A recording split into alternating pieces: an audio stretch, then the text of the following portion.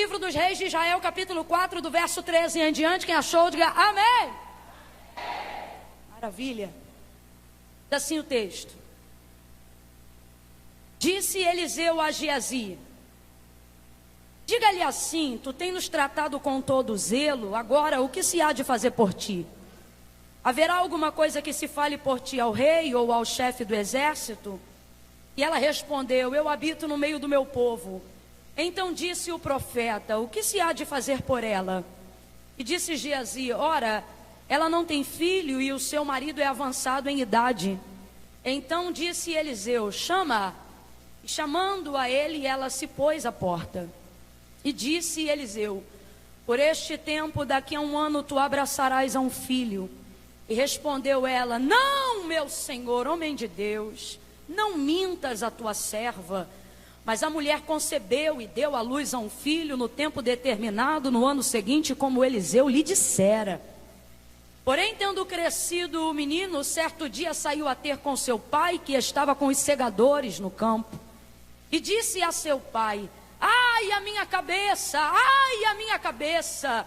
E o pai dele disse a um moço: leva-o à sua mãe.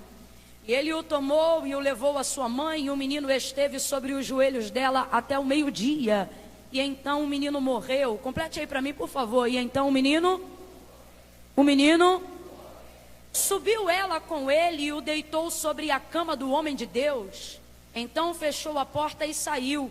Chamou seu marido e disse: manda-me um dos moços e uma das jumentas, para que eu corra ao homem de Deus e volte. E perguntou ele: por que tu vais a ele hoje, se não é lua nova nem sábado? E ela disse: está tudo bem. Então ela albardou a jumenta e disse ao seu moço: guia, anda e não para no teu caminhar, senão quando eu te disser. Somente até aqui. Você diga amém por essa palavra. Glória a Deus. Essa passagem é uma passagem muito conhecida. Muito conhecida. Fala sobre o momento em que Eliseu já tinha um tempo de confraternização e de comunhão com a família da sunamita. Ao contrário do que as pessoas pensam, porque na verdade a Bíblia trabalha em todos os pontos textuais dela de maneira muito sintetizada. E aí a gente acaba achando que tudo acontece meio que no mesmo dia, ou no mesmo tempo, ou quase que na mesma hora, quando na verdade tudo está sendo contado de maneira simultânea, mas na verdade a gente compreende que há um intervalo de tempo entre cada episódio. Por exemplo, dentro da narrativa do contexto dessa mulher sunamita, a gente tem a impressão que ela identificou a santidade de Eliseu logo de cara, quando na verdade não, houve um tempo de convivência para ela atestar a santidade que ele tinha. O texto diz que primeiro, no primeiro encontro, ela impele ele a entrar em sua casa para fazer uma refeição.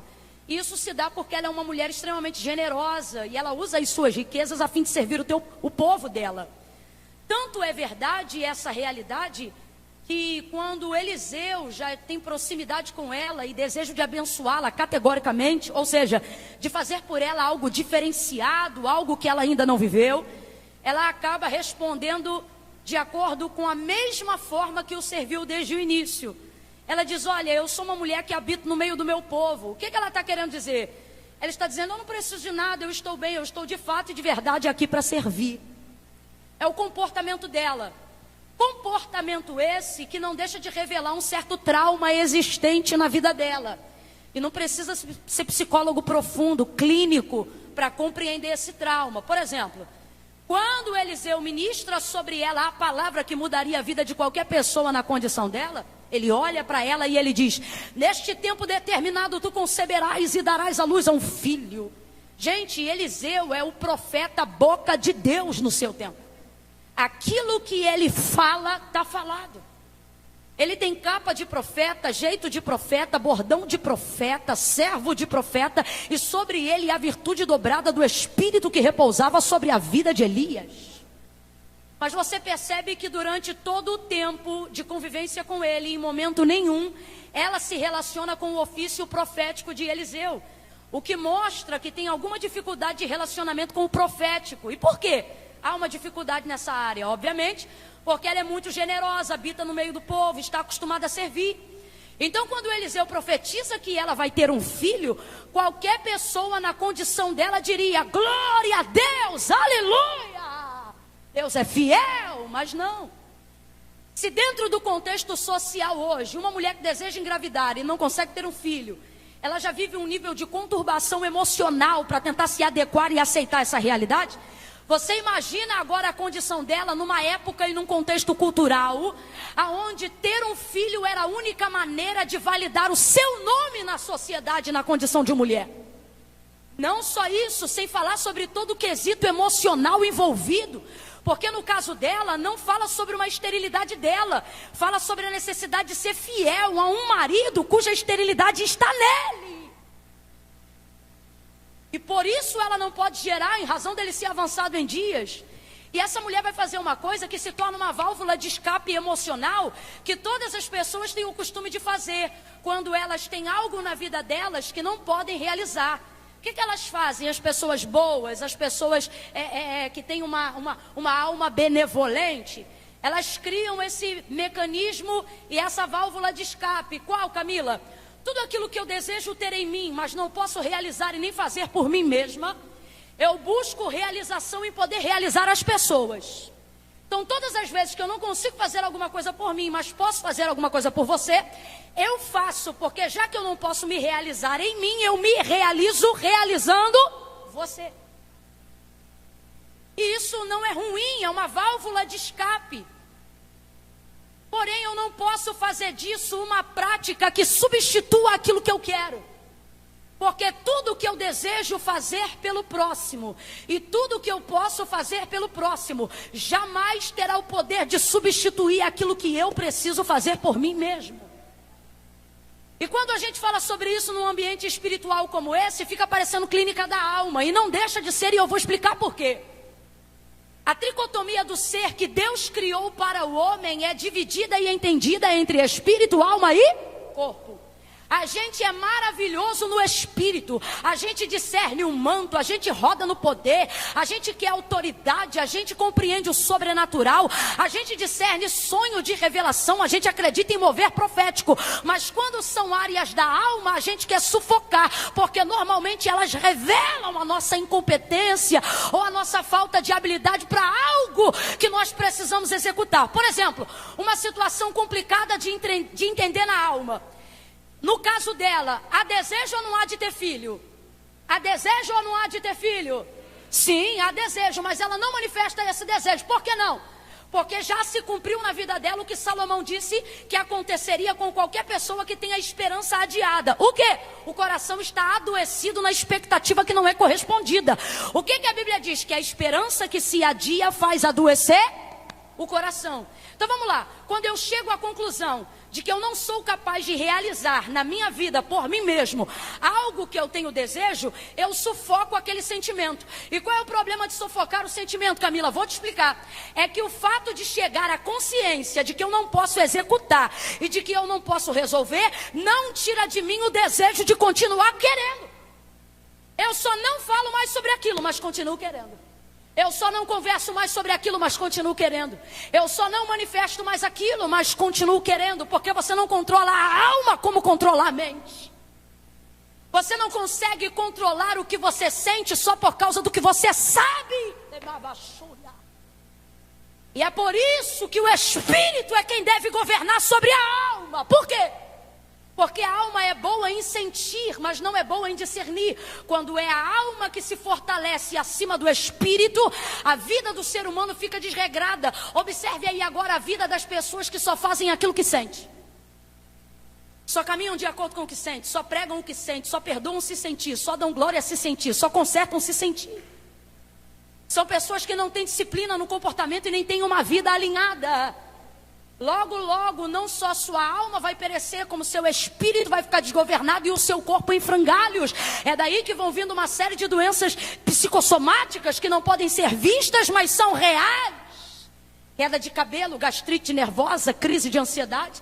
Existem alguns medicamentos que vêm para compensar a substância de hormônios e questões neurais que você realmente precisa de reposição, mas existem uma série de outras coisas que na verdade só acontecem em nós porque estamos sendo governados por sentimentos e não pelo saber.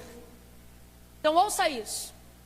Numa válvula de escape você vai encontrar uma sunamita generosa, uma sunamita que tem insistência em servir as pessoas, uma sunamita que vai impelir um homem de Deus a entrar dentro de sua casa, porque ela não se relaciona com o ofício profético de Eliseu em momento nenhum. E isso já revela um nível de trauma, e eu vou falar bem rasgadão e todo mundo vai entender.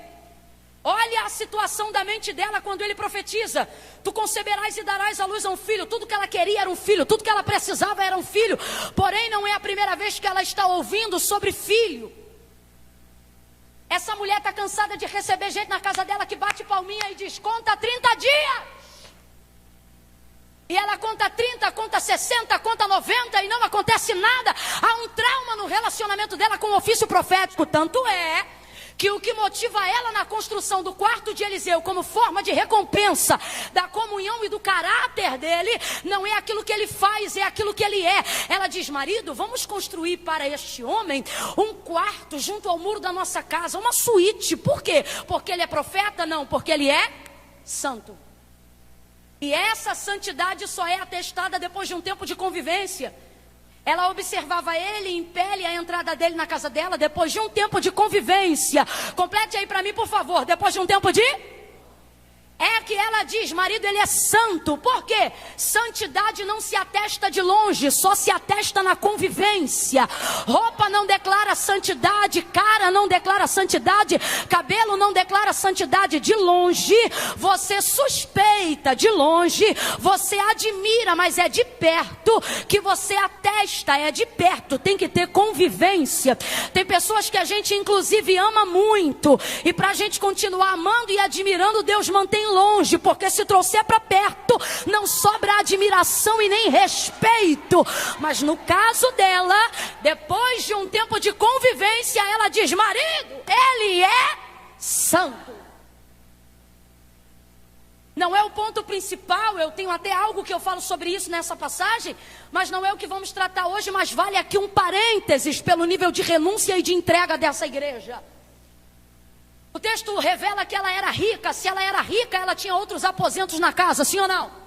Uma mulher rica tem quartos de hóspedes em casa, sim ou não? Sim ou não? Sobretudo na cultura de Israel, cuja hospitalidade é característica cultural. Então responda com entendimento: tem outros quartos na casa, sim ou não? Tinha quarto para Eliseu e Geazi, sim ou não? Mas ela não consegue dar um quarto que já foi utilizado por outras pessoas. Veja, ela pode hospedar profeta, ela pode hospedar pastor, ela pode hospedar missionária, mas quando ela se identifica com um homem santo, ela diz: para ele tem que ser um quarto original, personalizado. Por quê? Porque a santidade te coloca em lugares aonde o dom não te leva. Porque o dom fala daquilo que você faz, a santidade fala de quem você é. O caráter está em primazia da unção para quem se santifica. Eliseu não é quem é por causa do que faz. A pessoa que acha que é quem é por causa do que faz é extremamente vulnerável, tanto no caráter quanto no ofício. Por quê? Se ela acha que só é o que ela faz, quando ela deixar de fazer o que ela faz, seja por qual motivo que for, ela se perde na identidade. Ela não sabe mais quem ela é, porque ela acha que ela só é aquilo que ela faz. Por que tanta gente pira o cabeção no ofício ministerial quando não consegue pregar como gostaria, cantar como gostaria, profetizar como gostaria, revelar como gostaria, e aí acha que não tem ministério, porque acha que ministério é microfone na mão, acha que ministério é só púlpito, acha que ministério é o ofício daquilo que se faz. Mas no caso de Eliseu, ela compreendia que ele não era quem era por causa do que fazia, mas fazia o que fazia por causa de quem? O dom não respalda Eliseu, é Eliseu que respalda o dom que ele tem. E isso muda tudo, isso muda tudo. Só que ele vai lidar agora com uma mulher que está acostumada a ver a manifestação dos dons, aonde a gente aplica com certeza que havia na mente dela uma confusão entre o mover profético, entre a profecia e o fato de ser homem de Deus. Quando ele libera a palavra profética que vai mudar a vida dela, e ela diz isso aqui, ó: não, meu Senhor, homem de Deus. Veja bem, não, meu Senhor, homem de... Não mintas a tua serva. E eu te pergunto, Um homem de Deus pode ser mentiroso? Um homem de Deus pode ser um mentiroso? Mas um mentiroso pode dizer que é homem de Deus? Ela recebe muita gente. A casa dela está aberta. No seu tempo, ela é uma das maiores anfitriões dentro do contexto de Israel. Aí você diz, Camila, como pode uma pessoa tão generosa e tão boa carregar traumas e agruras tão elevadas dentro da sua alma? E eu vou lhe dizer por quê. São só os generosos que são atacados dessa forma. O avarento não dá nada para ninguém, não espera nada de ninguém, ele não sabe nada de ninguém. E talvez você está se perguntando, Camila, deve ser por isso que eu devo fechar as portas, seja do dom, seja do serviço, seja da minha vida. E o Senhor está dizendo não, porque cristianismo não tem a ver apenas com o que fazem com você, tem a ver com aquilo que você faz com o que fizeram de você. Então não tem a ver com eu mudar com cada um. O grande desafio do cristianismo e do ministério de cada um aqui é não permitir com que aquilo que fizeram comigo tenha o poder de mudar quem eu sou, ou quem Deus quer que eu seja. Quando Judas sobe ao Getsemane para entregar Jesus com um beijo no seu rosto, Jesus não é irônico, nem sarcástico, nem hipócrita, nem leviano. Ele olha para Judas e ele diz assim, a que vieste, amigo? E ele sabia que Judas estava ali para entregá-lo, sim ou não? Sim ou não? Mas olha o que ele diz, a que vieste, amigo? Você acha que Jesus está de deboche? Não, Jesus não está de deboche não. Inclusive você tem que resolver teu problema com Judas, porque Jesus não tem problema nenhum com Judas. Quando Judas sobe, ele diz, a que vieste, amigo? Sabe o que ele está dizendo? O que você fez contra mim não muda quem eu sei que eu sou para você. Olha isso, que visão! Que visão é essa, onde a sua vida é uma vida tão temente diante do Senhor, cuja os sortilégios ou reveses que a vida atira contra você não tem o poder de mudar quem você é. Por isso ela honra Eliseu e por isso ela não se relaciona com aquilo que ele faz, porque ela está impressionada com quem ele... Ter poder de Deus é muito bom, irmãos. Receber de Deus uma graça, um dom, uma dádiva. E nem sempre Deus estabelece os critérios que nós estabelecemos para que isso seja recebido. Porque segundo o texto a Bíblia diz que Ele dá a quem Ele. Agora como administra depende de quem recebe. Olha a confusão da mente dela. Um homem de Deus não pode ser mentiroso, mas um mentiroso pode ser homem de Deus. Então eu acredito que ela recebeu gente que era mentiroso e dizia que era homem de Deus, e agora está diante de um homem de Deus, sabe que ele é santo, mas não identifica o exercício da profecia. Por quê? Porque o trauma de gerar expectativa em cima de gente que diz que Deus falou, mas não falou, machucou até o ponto que ela não quer mais tocar no assunto do seu desejo, não quer mais tocar no assunto da sua expectativa. E talvez você está aqui me ouvindo e está dizendo, Camila, o que isso tem a ver com a minha vida? Tem tudo, porque se tu for a sunamita, tu vai ser curada, e se tu for o profeta, Deus vai te usar para corrigir o trauma que muita gente viveu na caminhada. Na cabeça dela, parece que homem de Deus e mentiroso pode ser tudo a mesma coisa. Eu não aguento, parece essa galera que diz assim, menina, fulano não vale nada, mas Deus usa ele. É Deus que usa ou é o dom? Olha a situação dela. Existem dois tipos de pessoas que me aborrecem muito na eclésia. Os falsos profetas tocam na minha indignação. Eu fico indignada. Quando ela diz assim, não, meu Senhor, homem de Deus, não mintas a sua serva. A gente vê a exclamação do desespero dela, gente. Sabe o que ela está dizendo? Não estraga a nossa amizade. Não precisa pagar o café da manhã profetizando. Não precisa pagar o quarto profetizando. Não precisa usar o dom como moeda de troca. Não quero nada. Só que está na hora dela ser recompensada com a verdade. Agora, por que os falsos profetas me indignam muito? Porque eles dizem assim, diz o Senhor, quando Deus não falou absolutamente. Eles me indignam muito. Tem uma segunda classe que não pelo mesmo motivo, mas também me indignam muito. Os que não identificaram o nível de esquizofrenia, seja física ou espiritual, que estão vivendo. São aquelas pessoas que falam o que acham que Deus está dizendo, não porque querem enganar, mas porque realmente acham que Deus está falando na boca delas. Também é complicado, eles causam muito embaraço e confusão, e a gente precisa ter discernimento para identificar os dois. Mas a que mais me indigna de todas essas é a opção do ouvinte, é de quem recebe. Por quê? Porque a gente vem tão sedento para ouvir Deus na boca dos outros, que não avalia aquilo que está sendo entregado. E por que não? Porque a gente só quer ouvir Deus na rua. Se ouvisse Deus em casa, não se confundia com a voz dele na rua. Então essa terceira classe de pessoas me indigna ainda mais, porque são eles que geram demandas para os falsos profetas, são eles que geram demandas e aberturas de oportunidade para quem precisava ser tratado, mas acha que está sendo usado por Deus para tratar alguém. Agora, se a gente ouvisse Deus em casa, a gente ia viver sobre a expectativa que disse Jesus. Como que a gente anda e ouve qualquer um? Não, quando ele disse: as minhas ovelhas conhecem o som da minha voz e elas seguem a minha voz. Ela está perdida, mas Eliseu vem para corrigir. Camille, como é que ela sabe que o que ele está falando é verdade? Ela só vai saber quando cumprir. Camila, como é que eu sei que algo que eu aguardo em Deus e foi profetizado por alguém é verdade? Você só vai saber quando? E se não cumprir, Camila, eu vou ter um problema com Deus? Não, porque a Bíblia diz: seja todavia o homem mentiroso e Deus verdadeiro. Se não cumprir, foi porque não foi Deus que falou. Agora vamos a uma segunda perspectiva que vai ser corrigida na casa dela. Aonde há manifestação de fé para que haja poder gestacional na vida do marido dela. Quando ele disse: tu conceberás e darás à luz a um filho, ela não disse amém, ela não disse eu creio, ela não disse tá ligado. Vamos falar a verdade? Ela estava crendo no que ia acontecer? O coração dela estava tão blindado que ela não queria mais gerar expectativa sobre esse assunto. Quando eu não quero gerar mais expectativa sobre um assunto, eu prefiro cerrar aquilo dali. Então ela não diz amém, ela não diz está ligado, ela não diz eu creio. O que o texto diz é que ele profetiza e ela rejeita dizendo não.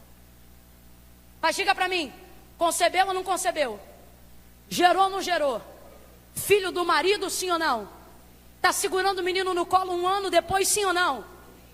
Entre a palavra que Eliseu falou, em cabo de 365 dias, havia um intervalo para a palavra se cumprir. A palavra se cumpriu em menos de 365 dias.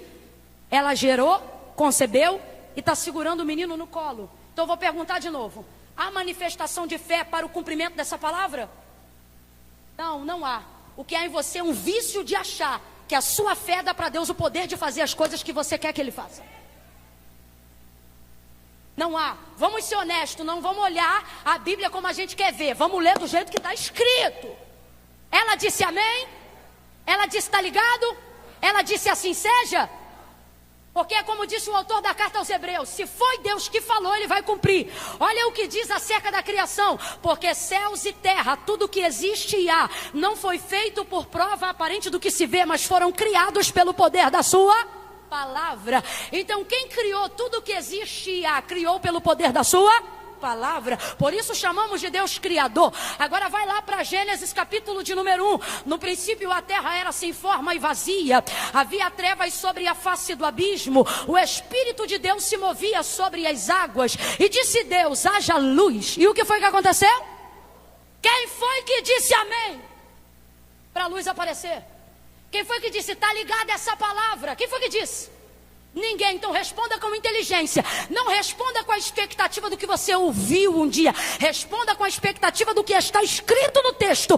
Há manifestação de fé em Gênesis 1 para haver manifestação do poder de Deus? Não, não há. Mas Camila, significa que eu não devo crer? Não, pelo contrário.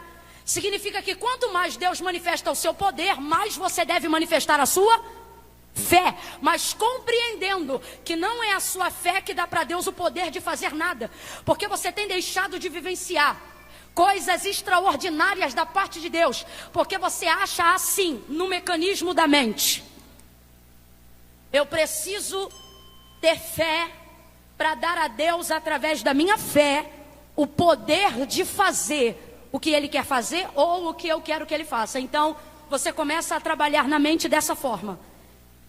Deus precisa da minha fé para ter poder de fazer. Deus, fala a verdade, você sabe que Deus é poderoso, mas na mente você bota para funcionar desse jeito. Deus precisa da minha fé para ter poder de fazer. Deus precisa, aquilo não aconteceu porque eu não criei, aquilo outro não aconteceu porque eu não tive fé. Porque se Deus não tiver a minha fé, Ele não vai ter poder. E aí você começa a desenvolver sistematicamente a mente para esse raciocínio, como se Deus dependesse da minha fé para ter poder de fazer. Diga comigo, Deus não depende da minha fé para ter poder. Volta de novo para Gênesis, no que a gente está pregando. E disse Deus, haja luz. Houve fé? O que houve foi o quê? Manifestação de poder pelo poder da sua palavra. Porque tudo que Deus fala, Ele não precisa da aprovação do homem. Se Ele falou, Ele vai cumprir. Então escute isso.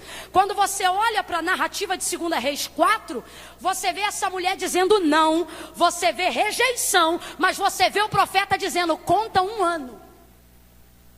Ela não crê, o tempo vai passar, ela rejeita a palavra, mas cabo de 1 ano se cumpre a palavra e ela está com o menino nos braços, porque não foi só Eliseu que falou, ele foi apenas o transmissor do que Deus liberou. E como disse Balaão, ele disse, falaria e não cumpriria, diria e não faria, haveria alguma coisa difícil para esse Deus fazer? Camila, e a minha fé? Vou lhe dizer, você precisa de fé, mas não é porque Deus precisa da sua fé para ter poder. E por que mesmo assim eu creio, Camila? Porque Deus não precisa da minha fé para ter poder de fazer. Eu creio porque eu preciso da minha fé para ter poder de receber aquilo que Deus já fez. Quando a minha fé é usada dessa maneira, a palavra de Deus ganha toda a notoriedade, toda a propriedade que ela tem na minha vida. Por isso, uma fé verdadeira nunca caminha de acordo com o que ela sente, só caminha de acordo com o que ela sabe. Tem que saber. Porque quem manifesta é a palavra. É mole olhar para alguém e dizer, aquilo que eu te falei não aconteceu porque você não creu. Aí eu te pergunto, não aconteceu porque faltou em mim fé para receber? Ou porque faltou em você poder para profetizar? Porque olha para a história, gente. Não há manifestação de fé, mas há cumprimento de palavra. Sabe por quê? A forma como Deus se manifesta em Eliseu não depende da forma como ela crê, depende da forma como ele libera a palavra sobre a vida dela. E tem gente dizendo, faltou fé, você não recebeu porque não faltou fé. E Deus está dizendo, quando sobrar poder não vai faltar fé. Tem que ter. Se dizem profetas, mas não tem poder. Querem mudar destino, mas não se manifestam com poder. Só que o texto diz que no tempo determinado, cumpriu ou não cumpriu? Cumpriu ou não cumpriu?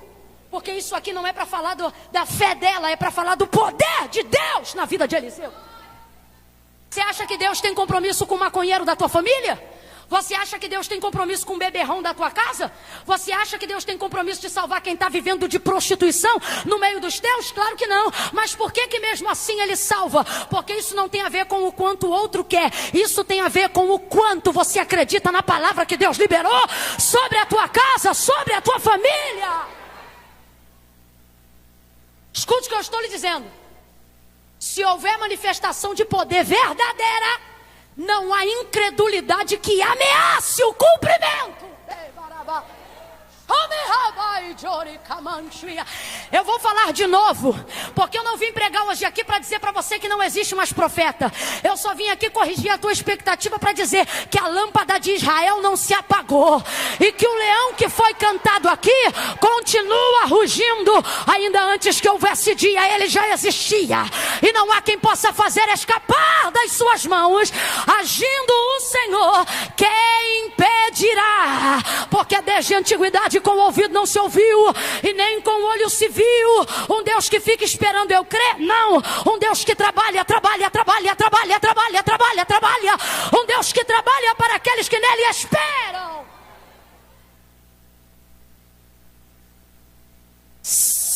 Deu o tempo, se cumpriu, menino nasceu, Se ele nasceu por efeito de uma palavra, significa que por vias de conceição natural ele não existiria. Porque Geazi já havia dito, o marido é avançado em idade. Então só se cumpriu porque sobre a vida dela Deus manifestou uma palavra. E quando Deus manifesta a palavra, Deus manifesta o seu poder. Cumpriu ou não cumpriu? Cumpriu.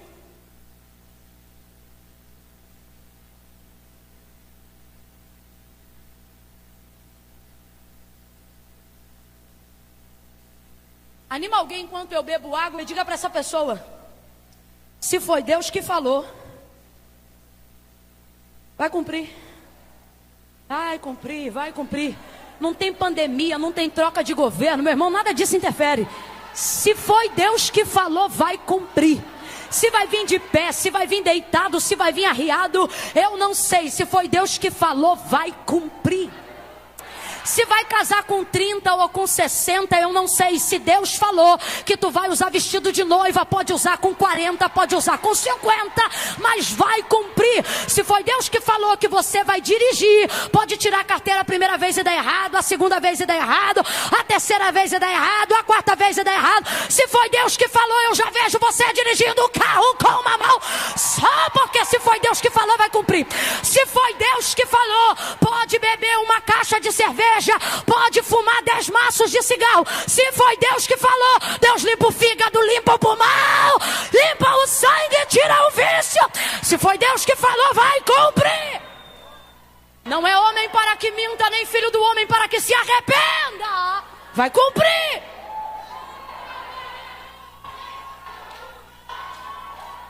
Remara vachuri, emilia semindrio. Aleluia! Oh, aleluia! Cumpriu. Cumpriu e ela segurou o menino no colo. Deus fez. Esse menino é cumprimento de promessa. Sim ou não, gente? Cumprimento de promessa. Por conceição de via natural, ela não teria esse filho. Ela só teve porque o Senhor liberou sobre a casa dela uma palavra. Se cumpriu. A palavra se cumpriu. Então o menino é cumprimento de promessa. Está na hora da gente corrigir uma quarta coisa nessa noite. O que, Camila? Esse misticismo religioso. De achar que uma coisa é de Deus só quando está dando certo. Começou a dar errado, não é mais de Deus. Você sabia que tem gente que validou a sua ingressão nesse congresso, mas não veio hoje? Porque o pneu da bicicleta estourou, ele achou que aquilo era um sinal que não era para chegar.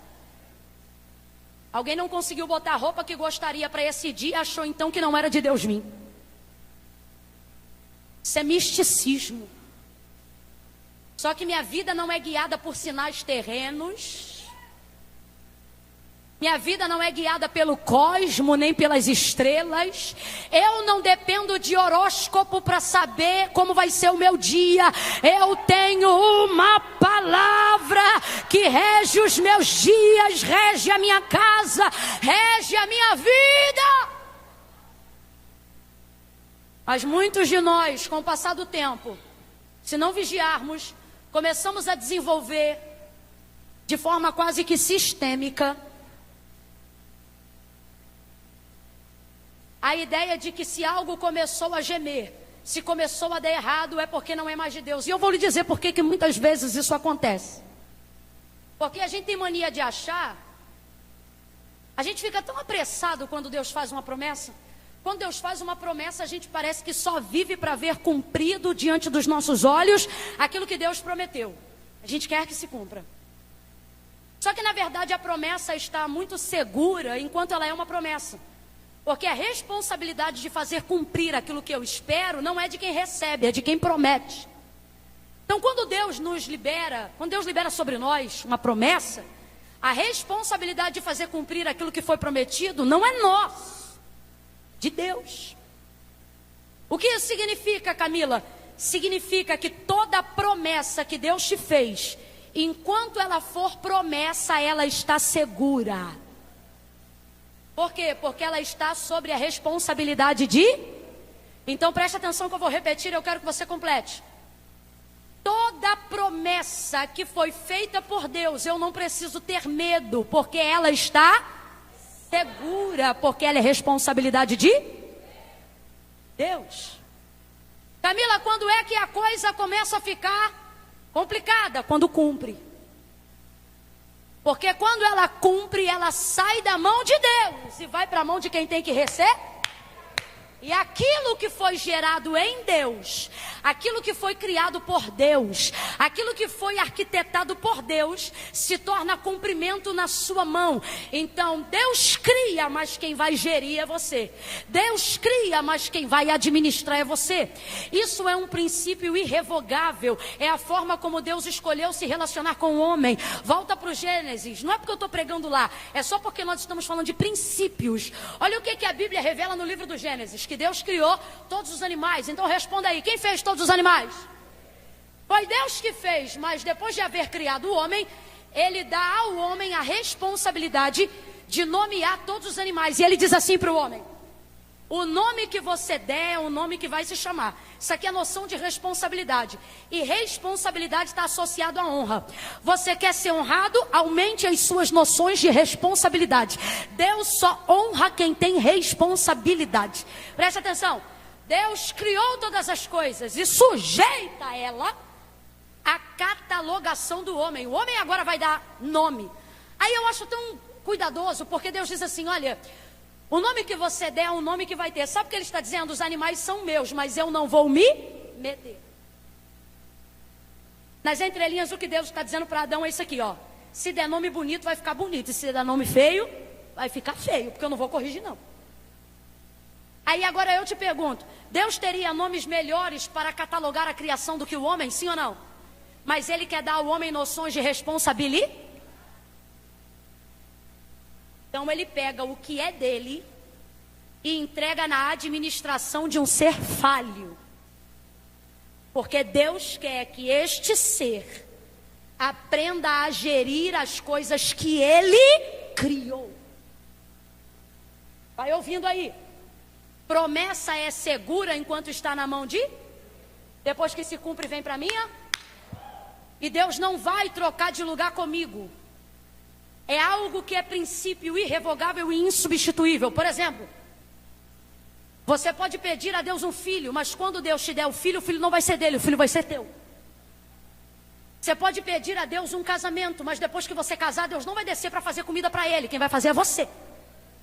Você pode pedir para Deus uma esposa, e Deus pode te trazer uma esposa, mas quando Ele trouxer essa esposa, Ele vai confiar a administração do amor dela ao seu investimento, não ao dele. Deus não vai se assentar num lugar que não lhe cabe só porque foi Ele que te deu o que você queria. Deus conhece o seu lugar e Ele não substitui isso de forma nenhuma. Volta para Adão e você vai entender.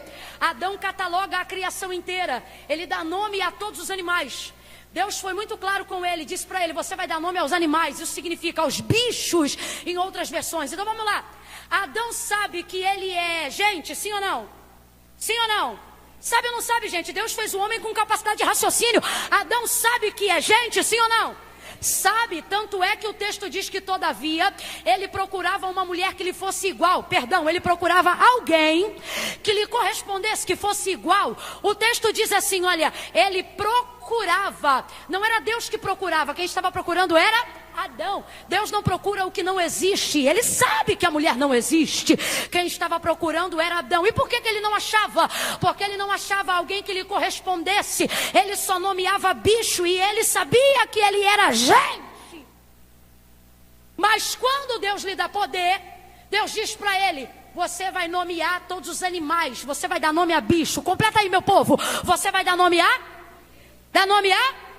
Se ele sabe o que é bicho e sabe que ele é gente, sabe que a mulher que Deus vai dar não está na categoria dos bichos, está na categoria de quem é gente. Tanto que ele diz, vai chamar mulher porque eu sou homem. Agora, quando Deus o faz cair em estado de sono profundo e cria a mulher, ele olha para a mulher e ele diz, esta finalmente, sabe o que ele está dizendo? Achei, encontrei. É osso do meu osso, equivalente, igual a mim, carne da minha. chamar-se-á mulher, porquanto do homem, ou raciocínio igual, foi tirada. Aí eu me indigno, porque eu digo assim, Deus não mandou ele dar nome para ela. Deus mandou ele dar nome para bicho, e ele sabe, ela não é bicho, ela é. Se eu não vigiar, a feminista que quer aparecer, se manifesta, e eu digo, rapaz, quem esse homem pensa que é? Para poder dar nome para alguém que foi criado como ele, nomeado pelo próprio Deus. Ele está pensando o quê? Que ela é bicho? Mas aí Deus fala para mim, baixa a tua bola, porque eu estou aplicando um princípio, qual? De responsabilidade. Durante todo o tempo da criação, e houve tempo, Camila? Houve. Porque no mesmo dia que Deus fez o homem, podia ter feito igual, no mesmo dia a mulher, sim ou não? Mas por que ele não fez? Porque ele queria criar convivência relacional. E isso não se faz do dia para a noite. Então Deus sabia que não era bom ele estar só, mas deixa ele só. Coloca ele para conviver só com bicho. E começa a ensinar ele a respeitar bicho, a nomear bicho, a catalogar bicho. Vai ouvindo. No dia que a mulher nasce, Deus não manda ele dar nome para ela. Mas ele dá o nome para ela por qual questão? Treinamento. Ele já está o tempo todo dando nome a tudo que passa a existir. Passou a existir, ele deu nome. Apareceu na frente dele, deu nome. Quando ele acorda e vê a mulher diante dele, Deus não precisa dizer, dá nome, porque ele já estava sendo treinado para dar nome. Quando ele olha para ela, Deus estabelece um princípio para a humanidade. Qual? Quando você passa a sua vida inteira obedecendo a Deus, fazendo tudo o que Ele manda, sem questioná-lo, somente se submetendo, você entra num ciclo de disciplina e aprendizado. Quem ainda está me ouvindo, diga amém. Quando você aprende a fazer tudo o que Deus manda, você começa a aprender o que Ele quer, sem que Ele tenha que mandar você fazer. Quando a mulher nasce, Deus não precisou dizer, dá nome, porque Ele sabia que Ele deveria dar nome. Ele aprendeu o princípio. Jesus estabeleceu o mesmo princípio na convivência com os discípulos. Primeiro ano, Ele chama ele de servos. Segundo ano, chama ele de servos. Terceiro e último ano, aí Ele usa um advérbio de tempo e Ele diz assim, agora já não vos chamo mais servos. Por que agora e não desde o início? Porque só agora vocês aprenderam o que? O princípio. O servo faz tudo o que o Senhor manda, mas o amigo conhece a intenção do coração.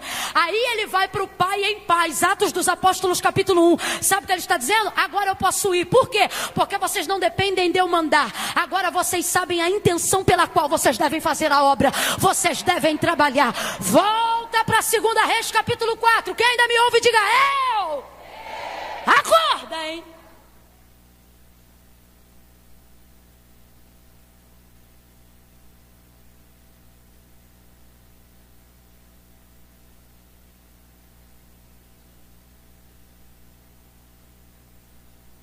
Oh, meu Deus.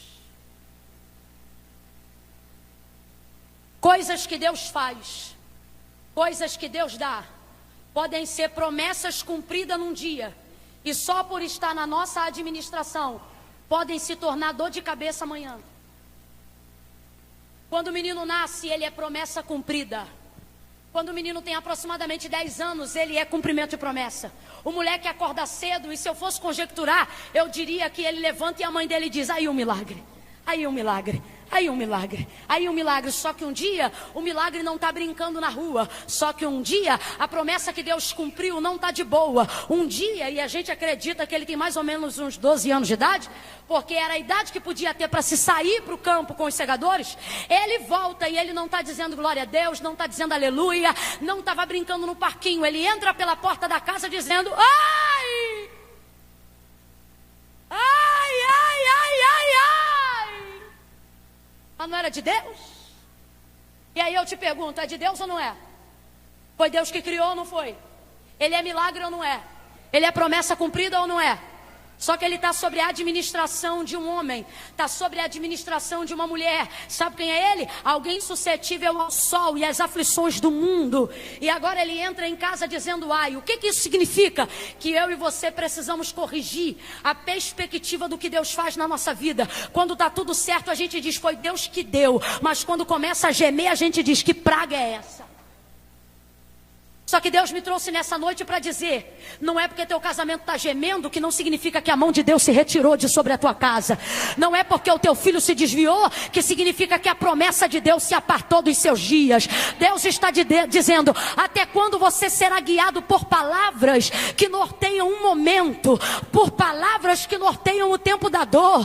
Deus trouxe gente hoje aqui para dizer, para com essa mania de achar que só é de Deus quando está dando certo. Isso é misticismo. Deus te chamou para ter fé, e fé não tem a ver com o que eu sinto, fé tem a ver com o que eu sei, e o que ela sabe, você vai saber agora.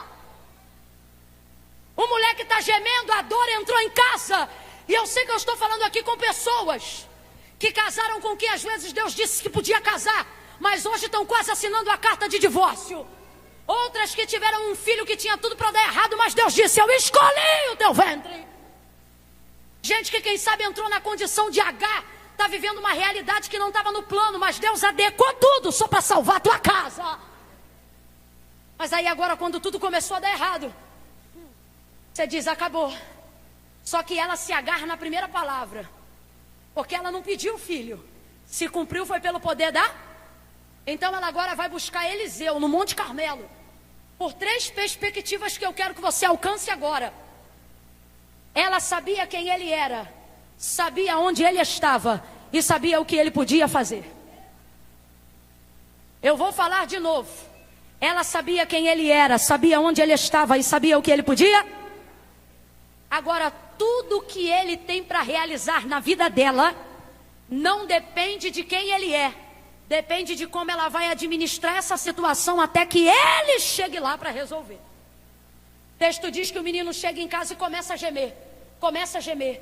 Tem áreas da tua vida que estão gemendo. E Deus me trouxe nessa noite para dizer, está gemendo, mas ainda é teu filho. Está gemendo, mas ainda é teu marido. Está gemendo, mas ainda é teu casamento. Está gemendo, mas ainda é a tua empresa. Está gemendo, mas ainda é teu sonho. Está gemendo, mas ainda é teu ministério. O texto diz que o menino chega. E ela bota o menino sobre o joelho. Ela não fez isso de cara. Mãe sabe quando o choro é para a morte. Mãe conhece todos os choros da criança. Vizinho não conhece, pai às vezes esquece, mas mãe? A criança pode estar chorando. E alguém diz assim, vamos socorrer. Dependendo do choro, a mãe diz assim, deixa chorar, isso aí é pirraça. Aí chora, chora, cansa, dorme e fica tudo bem, porque de fato o choro era pirraça. Aí daqui a pouco chora de novo. Aí quem viu a primeira vez diz, ó, deixa chorar, que a mãe dele falou que quando chora assim é pirraça. Aí a mãe vem e diz, que houve? Aí ó, tô deixando chorar que é pirraça. Ela diz, não, esse é fome. Tô mentindo ou tô falando a verdade? Mãe conhece. Você acha que ela não sabia que esse chorinho não era uma dor de cabeça? Você acha que uma mãe não sabe quando o filho está às vésperas da morte? O menino está chorando, ela certamente já tentou fazer várias coisas, mas nenhuma delas deu solução. Sabe o que ela vai fazer por último agora? Vai colocar o menino, diz o texto, sobre os seus joelhos. Significa que ela colocou ele sobre o colo dela. É quando alguém reconhece que não pode fazer mais nada a não ser esperar.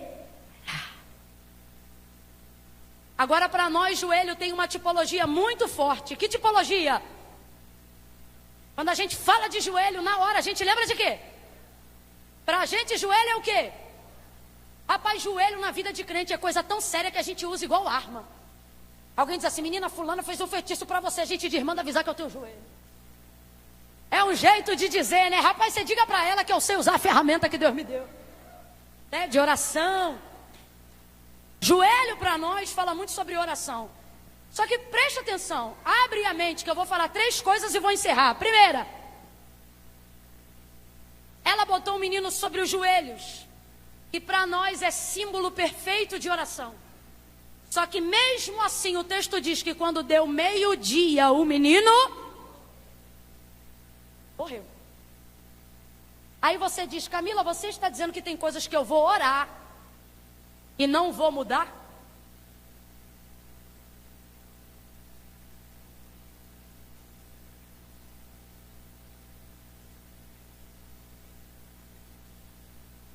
Para quem está do teu lado e diz: sim.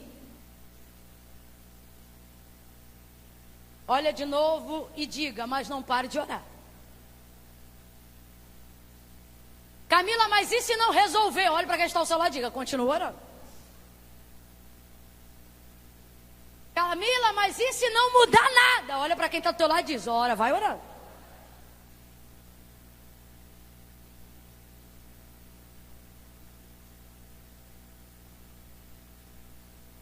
Acabou minha água, traz mais que eu estou seca. Vem, flor do dia. Rapaz, a Bíblia diz que quem serve um profeta com água, ainda que fosse ímpio, Deus não esqueceria. Você imagina uma serva do Senhor? Tem um galardão para você só porque você está fazendo isso. E você vai lembrar desse dia, porque eu estou fazendo menção da palavra de Deus. Quando acontecer, você vai dizer: foi aquele copo d'água.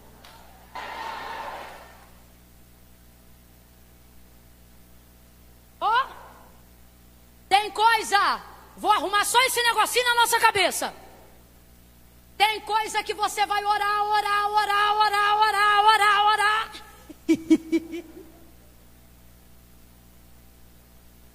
Camila, sério? Sério. Camila, o que eu faço então? Vou parar de orar? Não para não, que senão você vai ficar maluco. Porque tem coisas que a oração não vem para resolver para você, ela vem para te ajudar a administrar enquanto Deus não resolve. Então você não pode parar de orar, mesmo que enquanto você esteja orando não esteja acontecendo. Você quer ver alguma coisa? Eu vou te provar. Tem manifestações que correspondem à oração que a gente faz, mas não é como a gente deseja que seja correspondida. Ela segura o menino nos joelhos, mas quando dá meio-dia o menino morre. Significa que o colo que ela deu para o filho não foi o suficiente para salvar a vida dele. Mas tudo, agora traga para a nossa aplicação. Tudo que a oração não resolve para a gente, ela resolve com a gente. O que isso significa? Significa que na oração tem coisas que Deus não vai responder diretamente o que você quer. Mas se você continuar orando, a oração vai te dar a capacidade de administrar o que você não pode resolver. É por isso que você não pode parar de orar, e eu vou falar bem rasgadão e todo mundo vai entender. Existem áreas da nossa vida que não compete a nós a solução do problema. Só que a gente tem muita dificuldade de entender isso. Sabe por quê? A gente conhece um Deus que tem poder para resolver. Aí quando a gente se encontra numa situação onde a gente não consegue resolver, a gente pira. Porque eu sirvo um Deus que pode tudo. Eu sirvo um Deus que resolve tudo. Então eu tenho que resolver. Aí você leva para casa, por ser servo e serva de Deus, você leva para casa a necessidade de solucionar os problemas. E você acha que a sua vida espiritual te obriga a resolver. E por ser o único crente daquela casa, você tem que resolver. E por ser a única mulher que serve a Deus ali, você tem que resolver. E por ser a única pessoa que ora sobre isso, você tem que resolver. E você na verdade pensa que isso faz de ti muito espiritual, quando na verdade isso revela o egocentrismo de uma alma que acha que tem que dar solução a tudo só porque é crente. E Camila, e daí? Eu vou te dizer, e daí? E daí que cabelo começa a cair, gastrite nervosa começa a atacar, estresse começa a te arrebentar. E se não tiver saúde emocional, não tem vida espiritual. Porque espiritualidade sem alma bem resolvida vira religiosidade. E por que isso acontece? Porque a gente pensa que tem que resolver tudo, mas e se eu te disser que Deus me trouxe aqui essa noite e só me fez falar até agora para poder corrigir algumas expectativas na tua cabeça e te dizer que hoje Ele quer que você largue aqui o jugo que você tem levado sobre si mesmo acerca dessa situação que te afronta, para poder dizer: larga a mão disso, porque eu não te chamei para resolver isso. Talvez você não vai gostar muito do que eu vou dizer, mas eu tenho que falar, e eu falo isso não por mim, mas para que a alma de alguém seja livre do abismo nessa noite. Deus trouxe-nos hoje aqui, e Ele está dizendo: você pode orar muito, pode cantar muito, pode jejuar muito, pode subir muito monte, pode fazer muita campanha, mas entenda uma coisa, assim diz o Senhor: quem salva sou eu, quem cura sou eu, quem liberta sou eu, quem transforma sou eu. Então se desobrigue do idealismo fixo tem que resolver todos os problemas do mundo, de que você tem que resolver todos os problemas da sua casa, de que seu marido tem que parar de fumar por causa de você, de que sua filha tem que largar a opção sexual dela porque você é uma mulher de Deus. Deus está dizendo: aprenda uma coisa. Tudo aquilo que eu não te der poder para resolver, é porque eu estou te dando graça para administrar até que eu resolva. Então você não... Eu vou liberar essa palavra profética de novo. Tudo aquilo que Deus não te der poder para resolver, é porque Ele está te dando graça para administrar até que Ele resolva.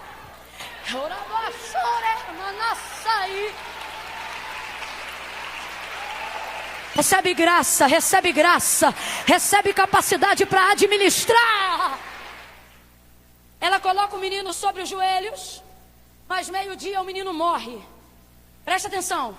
Ela pode trazer o filho dela de volta à vida? Ela tem poder de trazer o menino do mundo dos mortos? Vamos lá, gente, ela tem? Ela ama muito ele, mas ela tem? Ela quer muito isso, mas ela tem? Não tem, porque o tanto que eu quero não determina o poder que eu tenho para fazer as coisas. Não é só porque eu quero que vai acontecer. Vamos parar de contar essa mentira desgraçada. Mas olha o que ela faz. Gente, olha isso.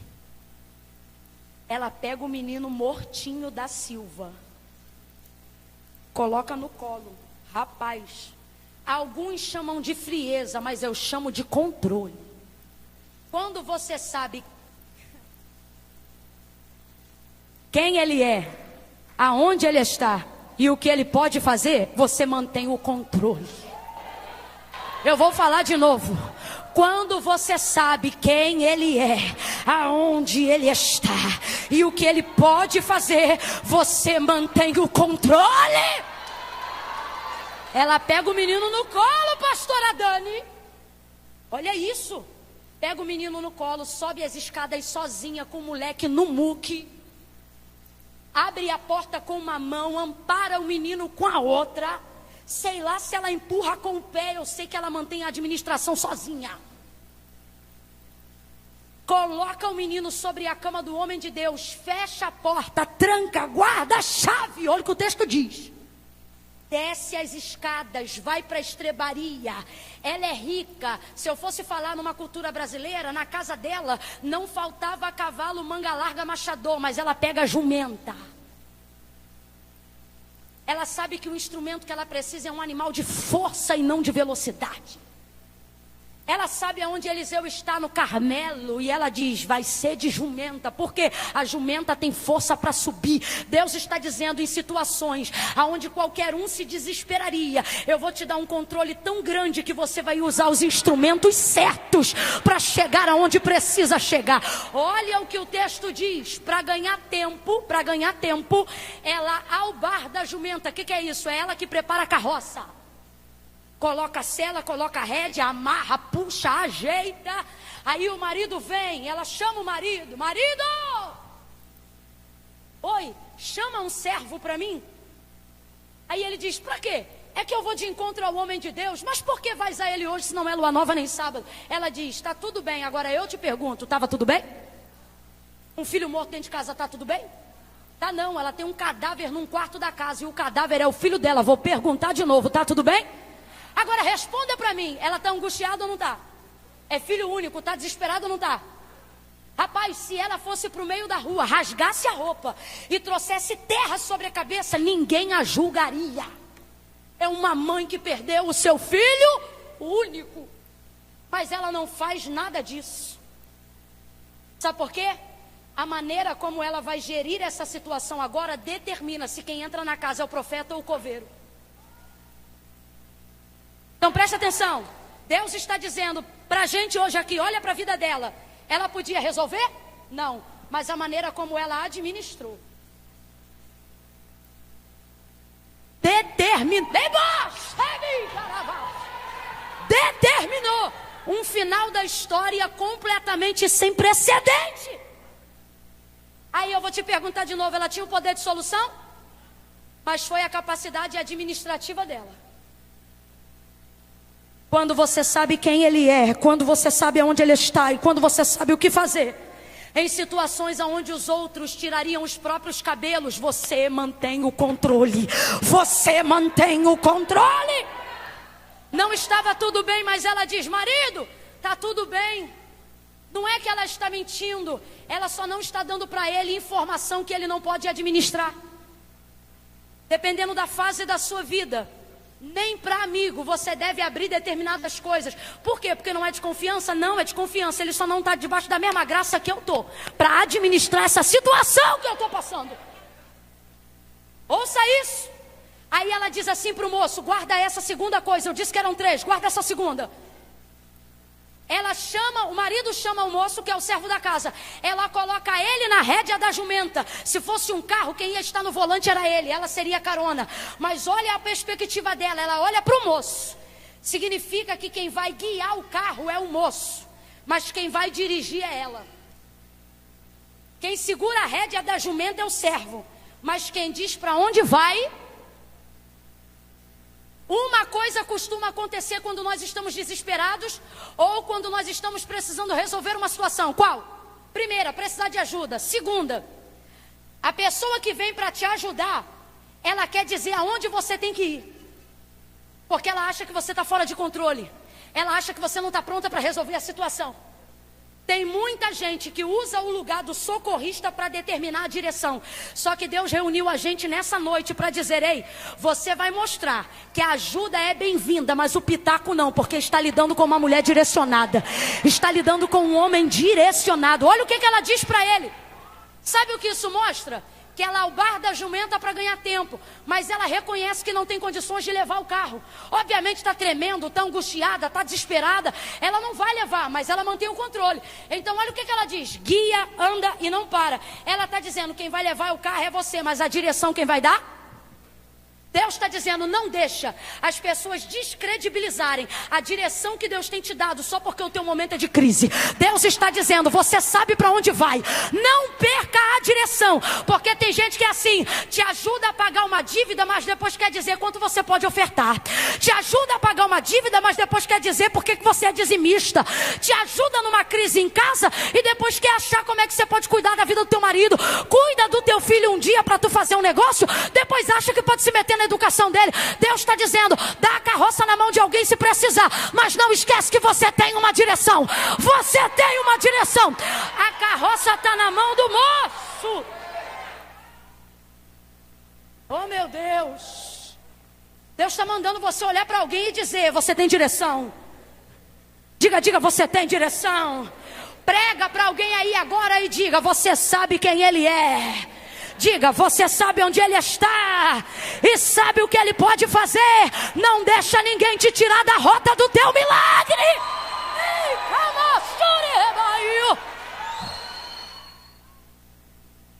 Fecho aqui. O texto diz que ela vai e chega. Aí Geazi tenta interpelar, ela não fala nada com Geazi. Resumindo a história, Eliseu atende ela, volta para casa com ela. Chega em casa e aqui, ó, tudo na miúda. Ela abre o quarto, ele entra, deita em cima do menino, fôlego de vida entra nele. Ele levanta, espirra 7 vezes. Ele pega o menino pela mão e devolve o menino para sua mãe. Final da história. Morte não, ressurrei. Agora eu vou te perguntar pela 3ª vez. Foi ela que ressuscitou o menino? Ela tinha poder para resolver? Mas ela tinha graça para?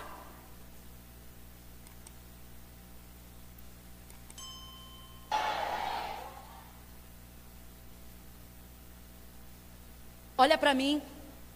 Não que eu tenha algo de mim, mas porque tem gente que entrou em 2021 fazendo promessas de solução.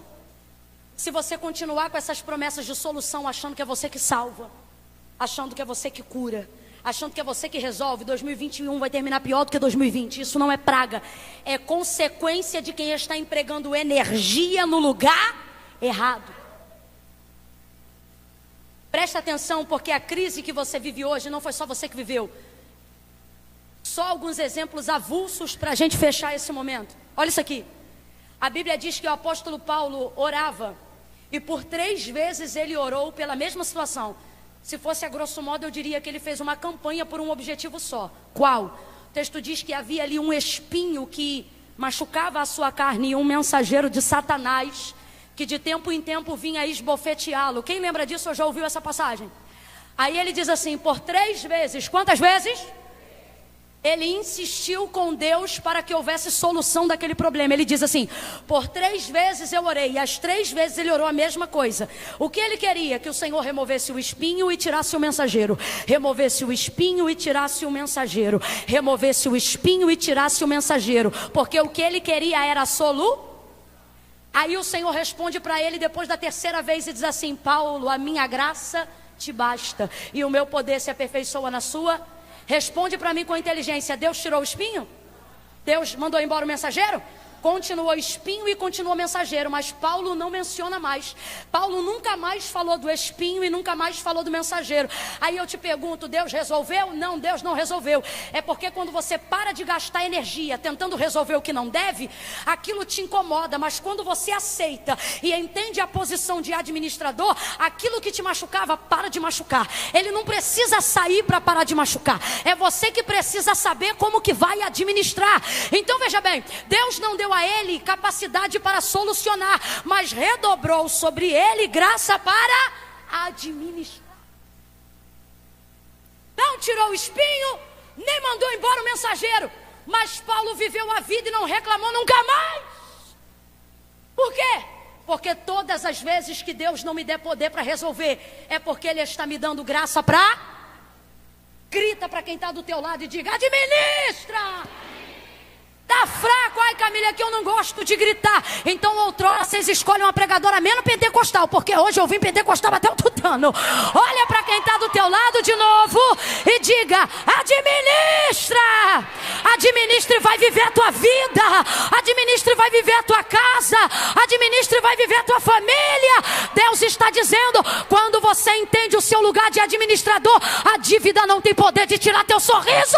A crise do casamento não tem poder de te fazer assinar o divórcio. O problema no departamento que você dirige não tem o poder de destruir tua liderança. As ovelhas que te incomodam no apacentar não podem mudar o teu apacentamento. Por quê? Porque eu não vou me consumir para resolver. Eu vou administrar conforme a graça que Deus me deu. Aleluia! Grita aí de novo. Diga, administra! Administra! Deus está dizendo para alguém aqui, apoio para divorciar eu não te dou, mas se você quiser saber com quantas campanhas se ganha um coração para Jesus, eu vou te dar graça para administrar esse casamento, até o dia de salvar este homem. Administra! Marcos capítulo 5, quem já ouviu falar da mulher do fluxo de sangue? Quantos anos ela era hemorrágica? 12 anos sangrando numa época que não tem transfusão sanguínea. Ela não tinha solução. O texto diz que a sua enfermidade era incurável. Então responda para mim, ela tinha solução? Mas o texto diz que de rica ela fica pobre. Porque ela pega tudo o que tem e vende. Para tentar buscar solução. E ela consegue solução? Mas o tratamento paliativo é o que vai dar a ela condições para depois de 12 anos de anemia, de calvície, de fraqueza e de sangue que não é reposto pela medula óssea, porque ela é anêmica. É essa administração de 12 anos que alguém diz, para que se não dá jeito? É essa administração de 12 anos que alguém diz, mas para que se não cura? É essa administração que depois de 12 anos, um dia, ao ouvir que Jesus está nas proximidades, ela tem a força que precisa para chegar até o lugar em que receberia a cura definitiva.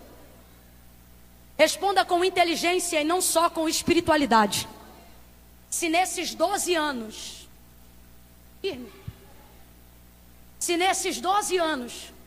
ela não fizesse absolutamente nada para manter a sobrevivência, ela teria força para depois de 12 anos tocar na orla das vestes dele? Agora eu vou te perguntar, ela tinha solução? Mas o que ela fazia enquanto a solução não vinha?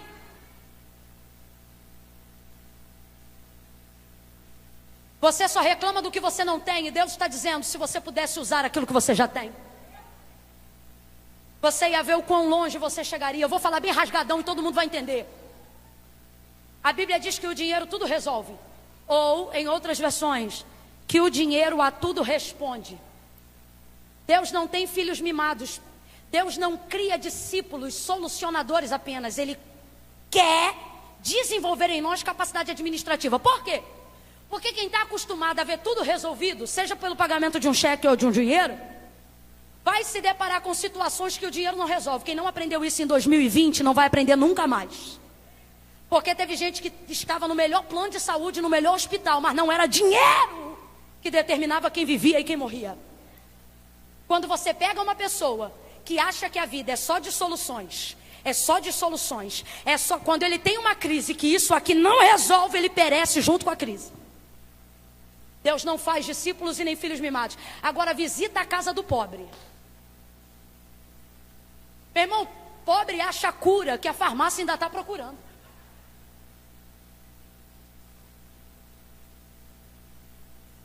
Olha para os filhos das mães solteiras que passaram dificuldade e veja se eles morreram de fome só porque não tinha tudo que queria na geladeira. Filha, se não tem alho, ela faz com cebola. Se não tem carne, ela faz com linguiça. Se não tem linguiça, ela faz com ovo. Uma coisa é certa, ninguém fica com fome. Lá na casa da minha avó tinha dia que a gente acordava, não tinha nem pão, mas aí tinha farinha e caldo de feijão. A gente dizia, avó, a gente vai ficar com fome? Ela dizia, não, metia a farinha no caldo de feijão, amassava e dizia, toma aqui tutu. Tinha dia que a gente chegava e não tinha nada para botar no pão. Aí meu tio abria o pão e ele dizia, tem pão com epa hoje. E a gente dizia, o que é epa? Pão com epa. A gente pensava que epa era alguma coisa. Aí ele cortava o pão no meio, abria o pão e dizia, epa, fechava. Aí ele dava pra gente. Aí a gente comia o pão. Aí quando a gente estava triste, porque não tinha nada para passar no pão, quando a gente ia abrir o pão, ele dizia, não abre que epa sai. Aí a gente pensava, vou deixar fechado. Já não tem nada, se epa sair fica pior. Aí a gente comia aquilo, tá todo mundo de pé, formado, casado, com família. Por quê? Porque Deus tem levantado administradores. Gente assim, sabe que não depende do que tem, sabe de que depende de quem Deus é, sabe aonde Ele está e sabe o que Ele pode fazer. Deus te trouxe hoje aqui e Ele está te dizendo, administra minha filha, administra meu filho. Eu encerro em quem para mim é o maior administrador do Antigo Testamento. Deus determinou que a fome viria sobre a terra. E esse homem não tinha o poder de resolver a fome. Quem é ele? As pessoas confundem. José deu solução à fome? Não.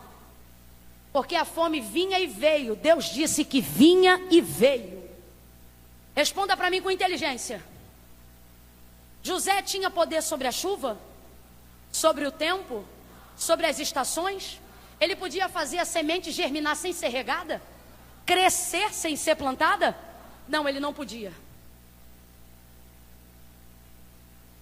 Mas quando o Senhor disse para ele o que aconteceria, ele não disse, Deus resolve, era Deus dizendo para ele, administra. Ele começou a dividir os grãos. 1/3, 1/8, 2/4. Todo mundo se alimentou e quem ficava na cobertura dele não tinha fome.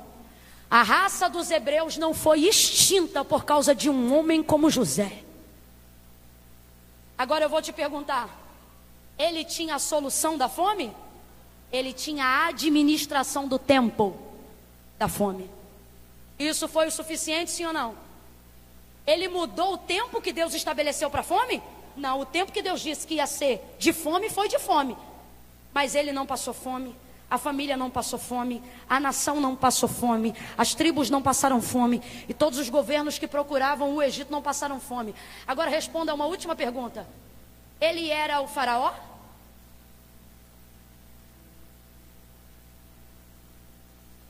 A gente quer ocupar lugares que Deus está dizendo, eu não dependo de que você esteja ali para resolver. Aonde ele estava e o que ele sabia era o suficiente para dar a ele a capacidade de administrar. Até Jesus, gente, agora eu vou para o Novo Testamento. Quando orou no Getsêmani, ele disse, Pai, se possível for, passa de mim. Naquela hora, a agonia dele é tão grande que a humanidade dele independe do divino. Olha isso aqui, gente, eu fecho aqui em nome de Jesus. A humanidade dele está gritando, sabe o que? Pai, resolve. Mas a oração completa é: todavia, não seja feita a minha vontade, todavia seja feita. O texto diz que quando ele termina a oração, desce na hora um anjo. Glória a Deus. Quantos aqui gostariam de orar e imediatamente o anjo está ali do lado? Só que o texto diz que Jesus olha para o anjo e de vez de dizer glória a Deus, ele olha para o anjo. O texto diz que ele chora mais ainda. Por quê? Porque durante toda a sua vida, tudo que ele pedia ao Pai, o Pai fazia. Quando ele vai para a porta da sepultura de Lázaro, ele ora em voz alta e ele diz assim: Pai, eu sei que tu sempre me ouves, me atende, mas eu falo assim para que eles saibam que o Senhor sempre me ouve ou me responde. Jesus, ele dizia assim: o Pai faz tudo que eu quero, porque eu faço tudo que lhe agrada. Você sabe quando Jesus ouviu do Pai um não? Nunca, só nesse dia do Getsemane.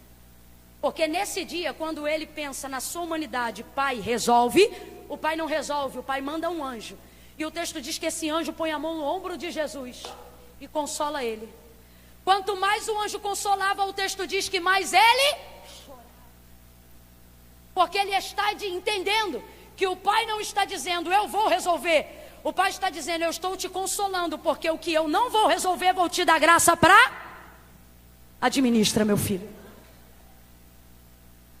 E ele vai ao Calvário.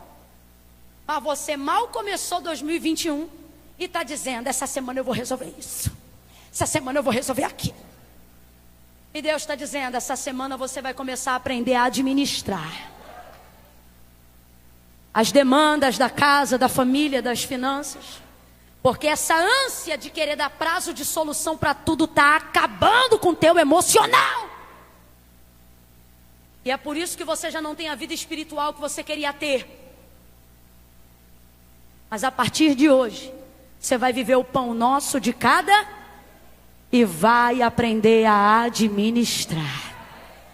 E todas as áreas da sua vida em que a circunstância do tempo ou de alguém disse morte, Deus está dizendo não. Você vai aprender a administrar até que eu resolva. Tem gente aqui que enterrou gente que não vai poder ressuscitar. E agora, Camila, eu morro? Deus diz: não, agora eu vou te ensinar a administrar o luto. Tem gente aqui que queria ter ouvido de Deus um sim, mas ouviu de Deus um? E agora, Camila, eu vou me desviar? Não, você vai aprender a administrar o não que Deus te deu. Porque entenda, tudo que Deus não te der poder para resolver é porque Ele está te dando graça para... Grita para o teu irmão, então faz o quê? Não gritou, grita para ele, então faz o quê? Grita mais alto, faz o quê? Fica de pé que hoje Deus vai levantar administradores no seu reino. Oh glória, fica de pé num salto de glória. Bota a bolsa no banco, libera a mão. Camila deu 10 e pouco, eu vou embora? Não! Administre isso aí. Ninguém aqui mora mais longe do que eu. Sabe que hora eu vou ter que sair de casa? Quase que é a hora que eu estou chegando agora, depois que o culto acabar. Vai para o aeroporto para começar essa semana. Quer administrar. Ai, Camila, mas é que o tempo passou muito, eu fiquei aqui até agora. Ficou aqui até agora, administra mais um pouco. Porque 5 minutos lá fora não muda nada, mas aqui dentro pode mudar a história da tua vida para sempre.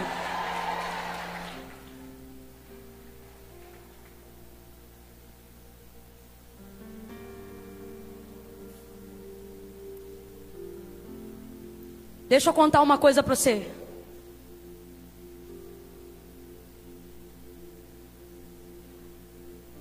Quando eu tinha uns 13 anos de idade, eu conheci. Quando eu tinha 12, eu ouvi falar de Jesus. Com 13, eu já frequentava a igreja. Mas eu só frequentava. Só frequentava. Por que que eu só frequentava? Porque eu vi os irmãos servindo a Deus e eu via que servir a Deus era coisa séria. Segura só um pouquinho, rapazes, por favor. Já já a gente vai adorar todo mundo junto. Só um pouquinho só. Segura só um pouquinho. O problema é que no caminho da igreja ficava o baile que eu frequentava. Então assim, o baile era sábado e a igreja era no domingo. E eu só ia para a igreja no domingo. Então sábado eu estava onde? E domingo eu estava onde? Chorando as pitangas de não ter vencido o baile. E isso era toda semana. Sábado, baile, domingo, igreja. Sábado, baile, domingo, igreja. Sábado, domingo, sábado, domingo. Aí quando chegava na hora do culto, o pastor dizia assim no final: você que precisa fazer uma aliança com Deus. Aí eu pensava cá comigo, servir a Deus é coisa séria. Então eu dizia assim: quando eu resolver minha vida com baile, eu vou entregar minha vida para Jesus. Quando eu largar o baile, eu vou para a igreja. Porque eu queria resolver. Quando eu largar o baile, eu vou para a igreja. Quando eu largar o baile, eu vou para a igreja. E eu nunca largava o baile. Sabe por que eu não largava? Não era porque eu não queria. É porque eu não sabia que na Bíblia é verdade. Quando está escrito que Jesus disse assim: sem mim, nada podeis fazer. Na minha cabeça eu pensava: quando eu largar o baile, eu vou para a igreja. Só que era uma área que eu não tinha poder para resolver. Meu pai era alcoólatra, minha avó também. A minha avó, ela dava 25 centavos na nossa mão, 6 horas da manhã, e ela dizia assim: vai ali pegar o cafezinho da vovó. E o cafezinho dela era 2 dedinhos de caninha da roça 51 ou velho barreiro.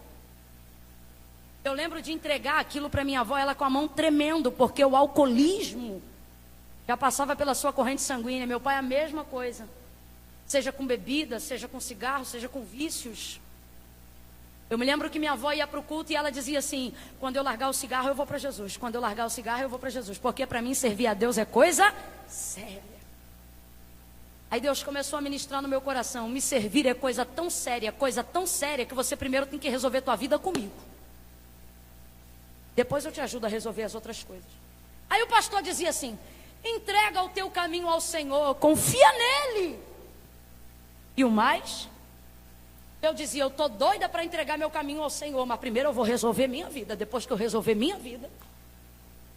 Só que eu não resolvia nada. Enquanto eu dizia: quando eu largar o baile eu vou para a igreja, o Senhor dizia: quando você vir para mim, você vai ter motivos para não voltar ao baile. Aí um dia estou eu com a roupa de quem já tinha vindo do baile, porque era para ter ido para a igreja, mas eu dei uma passadinha no baile. Estou eu com uma bermuda 2 palmos, um tênis todo surrado, barriga de fora. E tem gente que conhece a história, camisete do piu-piu. Quando o pastor diz: quem quer fazer uma aliança com Deus, vou eu para o altar. Eu disse: olha, Senhor, eu vim aqui hoje desse jeito, mas o Senhor sabe que eu tenho um monte de coisa para resolver. Camila, mudou tudo na hora? Não, mas a partir daquele dia eu comecei a ter capacidade administrativa. Para entender quem governava a minha vida, para entender o que eu tinha condições de fazer. Por que eu estou dizendo isso? Porque tem gente que está aqui que ama ao Senhor de todo o coração. Camila, como é que você sabe que ama? Eu sei, irmão. Quarta-feira à noite, 1 hora dessa, aqui não tem ninguém dando nada de graça para ninguém, a não ser a ministração do Senhor. Se você está aqui é porque você ama ao Senhor. Aí você diz assim: não, Camila, eu venho porque eu gosto, mas eu não sou crente não. Tu é crente sim. A pergunta é: por que tu não é salvo? Não, porque para mim servir a Deus é coisa séria. Aí você diz assim: não, é que eu tenho uma situação no Tico-Tico Fubá. Quando eu sair do Tico-Tico eu venho. Pois hoje o Senhor está dizendo: vem você, o Tico-Tico Fubá. Não, Camila, é que eu estou enrolada. Eu estou enrolado. Deus está dizendo para alguém hoje aqui: é o que? Você está enrolado? Vem você, a Pipo, o Cerol, a Rabiola, vem todo mundo. Não, Camila, a minha situação é mais grave. Eu estou com 5 gramas de um bagulho que eu tenho que distribuir ainda hoje. Pois eu te digo: vem você, tuas 5 gramas. Se o fornecedor estiver aí, pergunta se ele quer vir também. Porque preste atenção nisso. Jesus não disse: resolve, vem. Ele diz: vem como você. Guarda o que eu estou te dizendo, que eu estou explicando. Eu não estou espiritualizando. Eu não estou aqui em cima porque sou mais santa do que você. Eu só estou aqui em cima porque eu me arrependi a tempo. Vai funcionar da seguinte forma. Eu vou contar de 1 a 3. Quando eu disser 3, quem está afastado dos caminhos do Senhor, quem está distante da casa de Deus, no 3, vai vir aqui para o altar fazer uma aliança com Deus hoje. Então, Camila, que eu não sou crente não, tu é crente sim. Tu conhece o nome de um monte de santo, mas quando a coisa aperta, tu chama o nome de um só. Deus trouxe gente hoje aqui para dizer, ei, não é 2021 que vai resolver tua vida. Sou eu, diz o Senhor, que vou resolver tua vida. Agora, Camila, mas eu preciso ir aí na frente. Porque Deus sabe do meu coração, sabe, mas não concorda. Porque não foi Camila, não foi Vinho Novo, não foi Assembleia Presbiteriana e nem Batista. Foi Jesus que disse, aquele que me confessar diante dos homens, eu também o confessarei diante do meu Pai que está no céu. Mas aquele que se envergonhar de mim, olha isso, gente, mas aquele que se envergonhar. A maioria das pessoas que amam Jesus não fazem uma aliança com Ele, não porque não creem, só não fazem porque sentem vergonha. Vergonha de vir na frente, vergonha de alguém saber a história dele. Só que o Senhor está dizendo, vem com vergonha e tudo. Por quê? A vergonha é passageira, mas tua salvação é eterna. Camila, então como é que eu faço? Eu vou ter que ir aí? Vai. E quando eu chegar aí eu falo alguma coisa, não precisa falar nada. Porque só de você chegar aqui no altar, eu vou entender que essa é a sua confissão pública de fé. E se Jesus voltar antes de eu fazer a oração, tu sobe com a igreja. Agora, não te detenhas nem mais um minuto. Nem mais um minuto, quando eu disser 3. Camila, eu sou de uma igreja aqui perto, posso ir aí na frente receber oração? Não. Eu disse, só vai vir quem sabe que está fora do centro da vontade de Deus. Camila falou comigo, sou eu que estou afastado. Camila falou comigo, eu venho à igreja, dou oferta, eu amo ao Senhor, mas na hora do compromisso eu amo. Ninguém vai te pegar pelo braço. Ai, Camila, mas é que se eu sentir eu vou. A fé não sente, a fé sabe. Conversão não tem a ver com o que eu sinto, tem a ver com o que eu... Ai, é que eu queria sentir um arrepio. Quer sentir um arrepio, tira a roupa no frio. Vida com Deus é decisão. Crê que Jesus é o único mediador entre Deus e os homens? Creio.